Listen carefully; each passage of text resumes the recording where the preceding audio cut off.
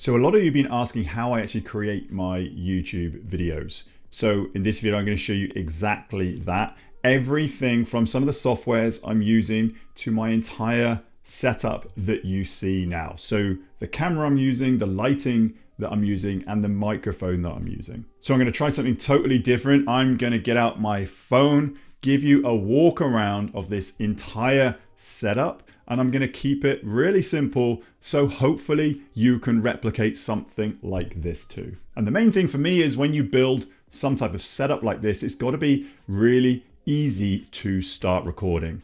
Back in the day, I used to set up a completely different studio just to hit record, but now I can just reach over to my camera, click record as long as it's set up properly, my mic is working and my lights are on. And that's my whole philosophy. I'm trying to remove as much friction as possible to actually get started and get recording. Right, enough chat. I'm gonna get my phone out and start recording my entire setup.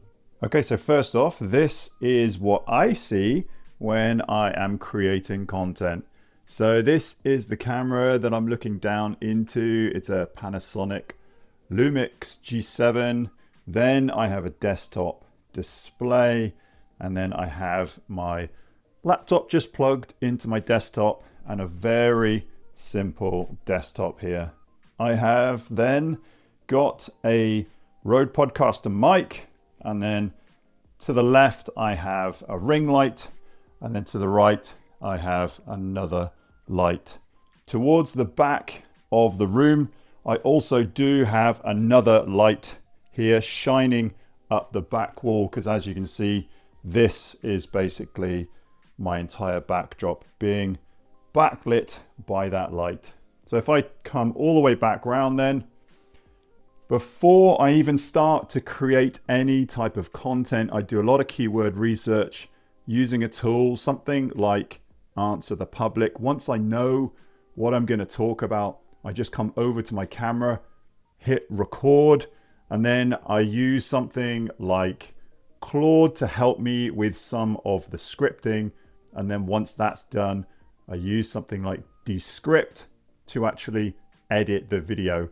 And then once I'm done that, I then go on to my YouTube channel and then upload the content just by clicking on create and then upload.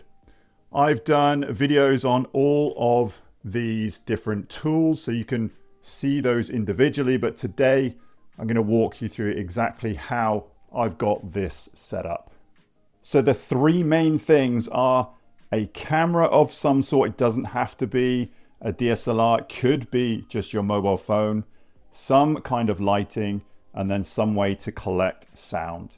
Now this is a studio display from Apple, and I've just linked everything up to it. Now let's start with the actual camera. So here it has got a flip screen, which I can just flip around and see how I present on camera. Then I just click on and then film in 4K. To the side, this is actually how this is powered. So this camera will never turn off because this is powered into the mains. And then the camera here has got a micro HDMI lead that then comes all the way down here into a cam link. Now this cam link goes from HDMI into USB, and it just converts the camera recording into the laptop. And then obviously I need an Apple adapter to plug that in. And then this is just linked all the way back to my studio display. So the Lumix G7 is a pretty decent workhorse of a camera. You can obviously spend a lot of money on a camera, or you could simply link something like an iPhone to your desktop and record from this iPhone. But it's entirely up to you how you set this up. But I've been using this Panasonic Lumix G7 for a few years now, and it's actually done me really well. And then once you come over into your editing suite, you can then just upload what you've recorded, or you can actually just click record using Descript and record your screen. So moving over to the Rode Podcaster. So this is a pretty decent mic from Rode. I've just got the filter on here, and I've got a boom arm. So if I hit anything on the actual desk, it's not going to reverberate around the mic. Similar to the camera, I've got that hooked up to not the desk. So if I do kick the desk, the camera will actually still be stable. So this is a pretty decent microphone. It's done me proud. If you wanted to, you could spend a lot more money on a microphone, but my main setup here is to set something up that is really simple. So when I sit down at my desk, I can just click on my camera, click on my microphone, and then start up the lights and then hit record.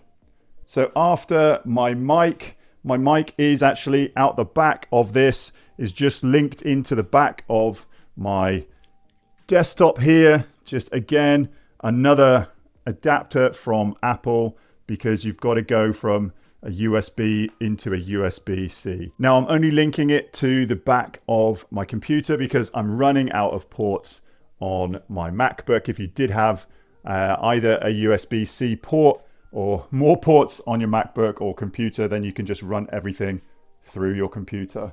I have a ring light off to the left-hand side with lighting. Obviously, the bigger, the better. I don't typically put a ring light behind the camera as you tend to get rings in your eyes, but I put it off to the side. So this is my main key light off to the left.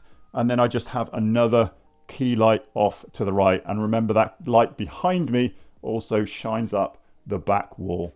So that is it, a really simple setup. I've got my camera, I've got my lights, I've got my microphone, and everything is either linked up through into my desktop or my laptop. And then from there on in, I use softwares to pull all this together. So there we have it. That's my entire setup. If you were to take one thing away from this video today, it doesn't mean you have to set up exactly how I have. It's that you try and remove as much friction as possible.